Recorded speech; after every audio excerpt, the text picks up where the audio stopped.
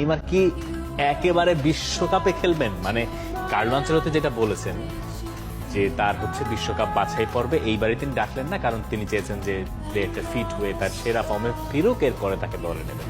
সেপ্টেম্বরে পরের উইন্ডোতেই ব্রাজিলের বিশ্বকাপ বাছাই পর্ব শেষ, অক্টোবর নভেম্বর, এরপরে আর আছে মার্চ, এরপরে বিশ্বকাপ। মানে 3 দুগুণে 6টা ম্যাচ ফ্রেন্ডলি খেলতে পারবেন। এরপরে বিশ্বকাপের আগে একটা দুটা ফ্রেন্ডলি প্রস্তুতি ম্যাচ খেলে ওটারে আসলে প্রস্তুতি ম্যাচ বলা হয়, মানে 6টাই ধরেন আপনি। দেখেন, আমার মনে হয় নেইমার যদি আর কোনো ইনজুরিতে না পড়ে আল্লাহর রহমতে, তাহলে হচ্ছে দেখবেন সেপ্টেম্বরের উইন্ডোতে তাকে রাখা হবে, তখন তিনি সুযোগ পাবেন। যদি মানে সেইটা না হয়, তখন তো আপনার হচ্ছে তাকে নামাতে গেলে তো ভয় লাগে যে যদি ইনজুর হয়ে যান। আবার হচ্ছে গিয়ে এতদিন যদি ধরেন আপনার ন্যাশনাল টিমের সার্কিটেই তিনি না থাকেন, ক্লাবেই শুধু খেলে যান, সেইটার পরও আমার মনে হয় কি নেইমার আসলে এমন একজন ফুটবলার, তাকে রাখা যায়। কিন্তু এইটা একটু বেশি হয়ে যায় না যে একদম সরাসরি বিশ্বকাপে নিয়ে গেলাম। এর আগে আমি কার্লো আনচেলত্তির আন্ডারে খেললাম।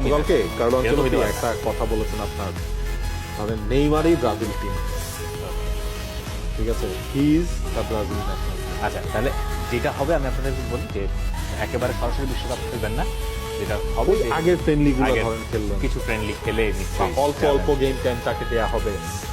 এই হচ্ছে ঘটনা।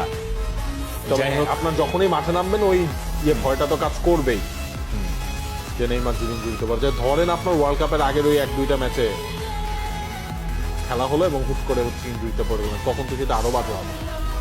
এটা সব সময় তাকে সতর্ক হয়ে খেলতে হবে।